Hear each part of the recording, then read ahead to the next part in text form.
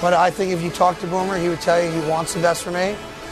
If there was an opportunity for us to work again, with all due respect to Greg and what he's doing, I think he'd love to. And we had something, that clearly was very special. For me to come back in this manner and to have a lot of people want to hear it, and people ask him every day and ask me every day about Boomer and Carton, it speaks volumes about what the show was. And I tell people all the time, I miss the show dearly. And if there was a chance to somehow do that and also do this, that'd be great. But I certainly miss it a great deal.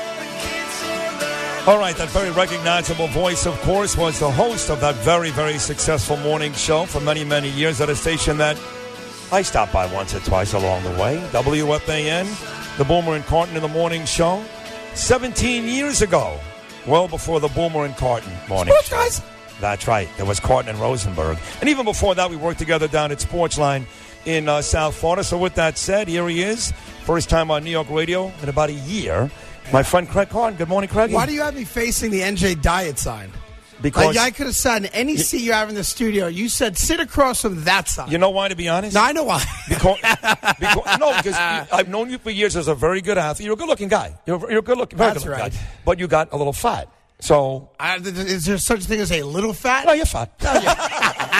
You're not Francesa fat. No. Very few people live to see 65 when you're that big. But you still look great. How you feeling? Seriously? I feel good, physically, health-wise. Yeah. And I'm here. I have a tan. I shaved for you today. Yes. And I'm good to go. You're good to go. No one thought this would ever happen, right? No. Either you and I, people, what's funny about, there's so many misconceptions about things in our world. Sid hates Craig. Craig hates Sid. Now, I know Bernie hates me, but that's another story altogether. Right. But he doesn't really know you. Right. Only because of what he's heard it's all about. Fine. Right, he looks like the guy that used to warn you about in the unmarked van back in 1977. I just hope he doesn't drive near any elementary schools. He'll be arrested on the spot. What are you doing? It's his show. I'm just teasing. I know he hates my guts. No, he doesn't. And I've never met the man. Right. I bet you we'd probably get along great. He's loyal to me. Which I respect, actually. And you would get along great. Now, listen, he has a loyalty to his partner. Right. Well, which you did, too, with Boomer. But you were about to say there are some misconceptions about our relationship. Yeah, so let me just, listen, I wouldn't be here if we didn't get along, right? You wouldn't have me here if we didn't get along. So I think we can finally put that to bed. Sid and Craig get along.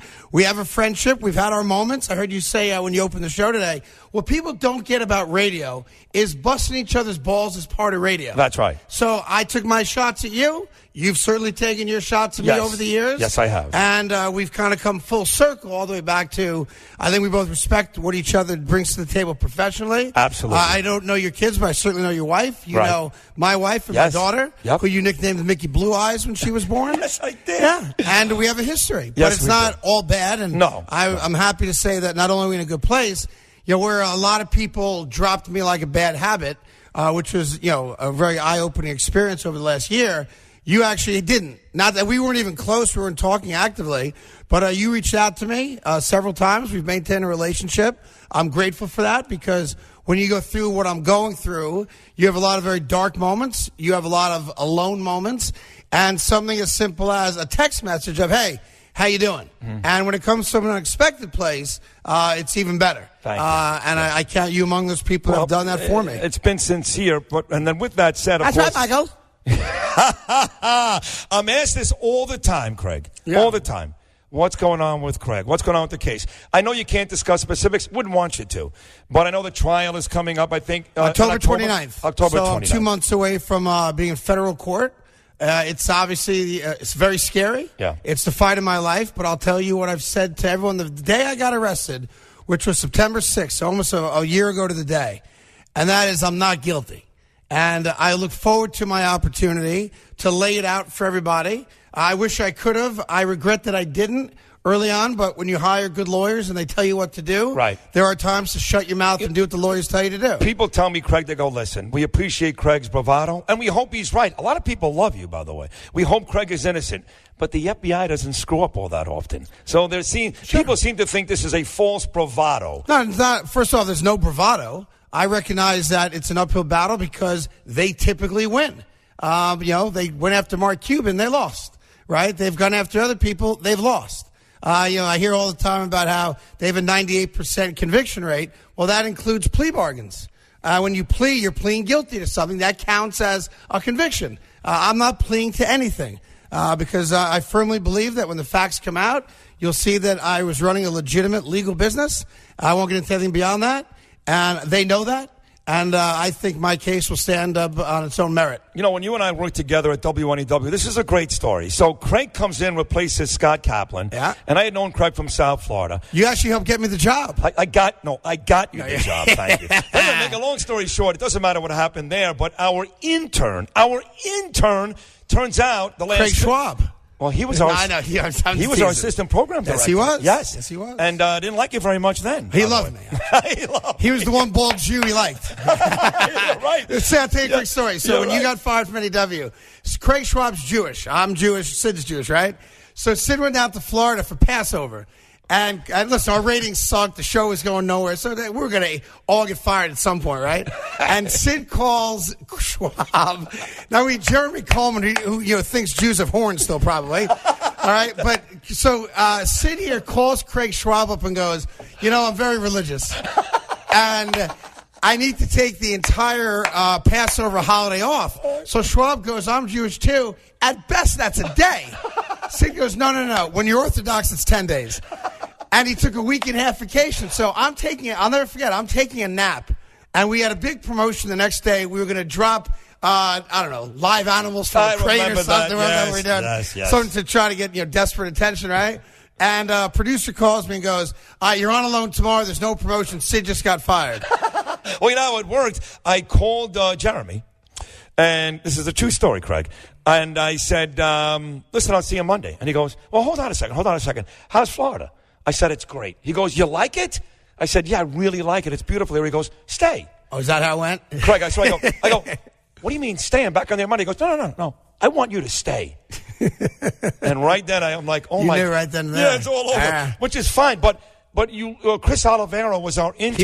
He was our board op. Our board op and intern. He's pretty much run CBS Radio the last 15 years. He's been Mark Chernoff's boss. Yeah. You and I are still very close with Chris. Were you a little upset that FAN got rid of you right away before you had your even day in court? No, so don't forget, I resigned. I wasn't fired. I can't say that they wouldn't have. I don't know. But I went to them. It's funny, when you look back on things, I've been asked before, would you have resigned? There's a lot of things I would do differently. I certainly wouldn't have worn that white hoodie. Right. And people also say, how could you dress that way for court? I didn't know I was going to be arrested. Right. I'm wearing cargo shorts, a tank top. I had someone bring me the sweatshirt. My board op right here, Matt Meany, I swear to God, Craig, you get arrested, he goes, oh, man, I like that white hoodie. I still have it, by the way. Yeah, very good. I'll never wear it again, but I have it. That's an unlucky but people sweatshirt. Like, you're so disrespectful. I go, I didn't know I was going to get arrested at 3:45 in the morning. I had flip-flops on. And that is, the original lawyers at the time weren't prepared for the media. I don't know why they weren't. So when I came out of Federal Plaza that day, and I'm surrounded by 50 members of the media, there wasn't an Uber. I walked 5 city blocks being chased until I found a regular yellow cab. Yeah, no, it's crazy. Anybody who thought that you had some inkling, I should say, that you were about to be arrested, your attire that morning proved you had no idea. No idea. None. All right, so listen, but you're working now. You got a show. There's a great company. It's called the Fantasy Sports Radio Network, owned by Sports Grid, and a gentleman named Lou Mayone, who you may know. And while a lot of people approached me, including ABC, about working for them, a lot of people, talked about this job and that job and money and this and that. But one company stepped up and actually put their money where their mouth was. I'm grateful to them. And that's the Fantasy Sports Radio Network. We're syndicated. We're on more than 50 radio stations across the country. Nice. We're on American Forces Radio Network. We just got a TV simulcast deal in the Middle East and in Africa. Wow. And we're in Canada. So, people think, you haven't been in radio. I just haven't been in radio in New York. But I'm blessed to work for FNTSY, and they've given me a home, and we'll see where it goes. Is the morning show you're doing now at the Fantasy Network, Craig, similar to what you did with Boomer? Is it sports, or is it? Because I know, listen, it's mostly it's my show. It's what I did on the fan. The one thing you did when you were at New Jersey 101.5 with Ray Rossi, people may not know this. You're a very savvy political guy, too. You did a very good job with local politics in New Jersey. Became friends with Chris Christie. So is there some of that on this show or not really? It's funny. It shows you how crazy radio is. When I left 101.5 to come to the Fan, they ranked me as the 9th most powerful person in Jersey state politics. Is that right? ridiculous. No, I know, but you were buddies with all the guys. I was never the ninth most powerful person in New York sports. No. And I was number one for a decade. But so that shows you about Jersey politics. If I'm dictating the outcome of elections, you know you got a problem. But by the way, I never saw, though, in Jersey, as long as I was in Jersey, a debate as bad as last night's. How bad was that? That was, Cindy Nixon's an actress. I know I say and every now and then. I've been, but can you say a sentence without stuttering? Every single time. She said, stutter. She actually made Andrew Cuomo, Craig, look really sharp, and he's a dunce. Yeah, and what's the Nothing Burger. Yeah. I like that. Who the hell says Nothing Burger? Well, look the way I look today. Who does that? I've never seen a Nothing Burger. No, me either. So you and Boomer, you guys talk occasionally? What is the relationship now? We've spoken. We've not spoken a lot, but we've spoken. Boomer called me, matter of fact, this past weekend. Now, you played golf with him at my buddy Jimmy Orsini's golf course? Yeah, I played golf with him in Jersey at a great course called Due Process and a couple buddies of ours. Listen, I don't know where our relationship is. Yeah. I don't know. I know he wants and hopes the best for me. Right. We don't talk every day. He's moved on, and he still does the show on The Fan, and that's what it is. But I don't think we're in a bad place. I just think we're in... no place. Right, okay. But you know where his heart is. So when, I'm going to say when, Craig, not if. I agree. When you are, in fact, acquitted and all this nonsense is behind you, in a couple of months, you got to think they're all going to come knocking. The fact is, whether you like Craig Carton or not, fact is you had great success in the number one media market in the world. You took over for Imus, and you continued, if not further, that success. I got to think... when you're acquitted, that they're going to come knocking for you. Listen, I ego-wise, I believe I'll have multiple people come to me. That's also, ego. Right. And I hope they do. But, when it comes out, when I'm exonerated and the jury says not guilty, why wouldn't you want to bring back the guy that was the most listened to morning show in New York? Oh, you say bring back. So you're hoping for a comeback to FAN. Listen, I'm really happy, and I'm very loyal to Fantasy Sports Radio Network and Lou and Mike Cardano. Well, you can do both. Because they gave me the chance, and I'm very respectful of that. Right.